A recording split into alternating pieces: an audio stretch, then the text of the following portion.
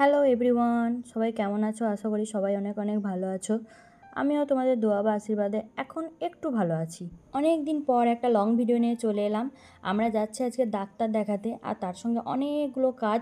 চলো সব কিছুই তোমাদের সঙ্গে শেয়ার করব। ডাক্তার থেকে বেরিয়ে এসেই একটা কেকের দোকানে চলে এলাম। আমি তো পিৎজা খাবোই, বলছি যখন এসেছি। আর আজকে জলের বোতল নিয়ে যেতে ভুলে গেছিলাম, ওই জন্য আবার কিনেই খেতে হলো। তারপরে শাশুড়ি মা আবার টাকা দিয়েছিল জামা কেনার জন্য, ওটাই কিনতে গিয়েছিলাম। আমি বসেই ছিলাম, আমার বর পছন্দ করছিল, আর ওর পছন্দ ঠিকঠাক আমার পছন্দ হয়েও যায়।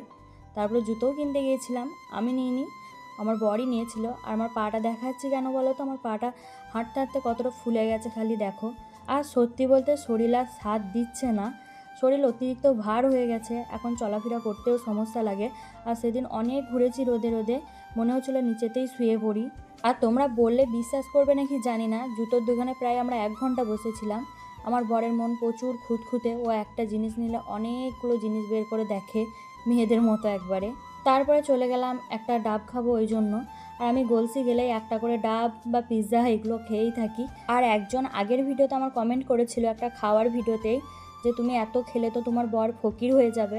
তাকে শুধু আমি একটা কথাই বলবো, যে আল্লাহ তাআলা আমার বরকে এতটুকু সামর্থ্য দিয়েছে, সে আমাকে সারা জীবনই পেট ভরে খাওয়াতে পারবে। তারপরে বাড়ির জন্য নিয়ে নিলাম বিরিয়ানি। আর বিরিয়ানি আমি ওইখানে কখনোই বসে খাই না, খুব কমের ভাগ খাই, কারণ আমি ওইখানে বসে খেলে বেশি খেতেই পারি না। আর বাড়িতে আমি একটু একটু করে অনেকবার খাই সেই বিরিয়ানিটাই। তারপর আমাকে এখানে পাড়াজ মোড়ে বসিয়ে দিয়ে ও কোথায় যেন একটা গিয়েছিল, আমি অনেকক্ষণ বসেছিলাম। আর এখানে আখের রসের এই দাদাটাকে বলে গিয়েছিল যে ও 1 গ্লাস খেতে পারবে আমাকে দেওয়ার জন্য। আমি 2 গ্লাস খেয়েছিলাম, তারপরে ও আসার পর আবার 1 গ্লাস কিনে দিল জোর করেই। তারপর বাড়িতে এসে আমরা খেতে বসে পড়লাম। আর এই যে চিকেন চাপও নিয়ে এসেছিলাম আর বিরিয়ানিও নিয়ে এসেছিলাম। চিকেন চাপ না হলে তো আমার হবেই না বিরিয়ানি খাওয়া।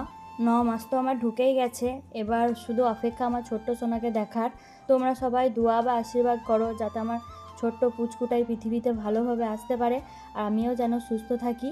আমার এই ভিডিওটা এই পর্যন্তই। তোমাদের আমার ভিডিও যদি ভালো লেগে থাকে, ফলো ও সাবস্ক্রাইব করে পাশে থেকো। চলো টাটা।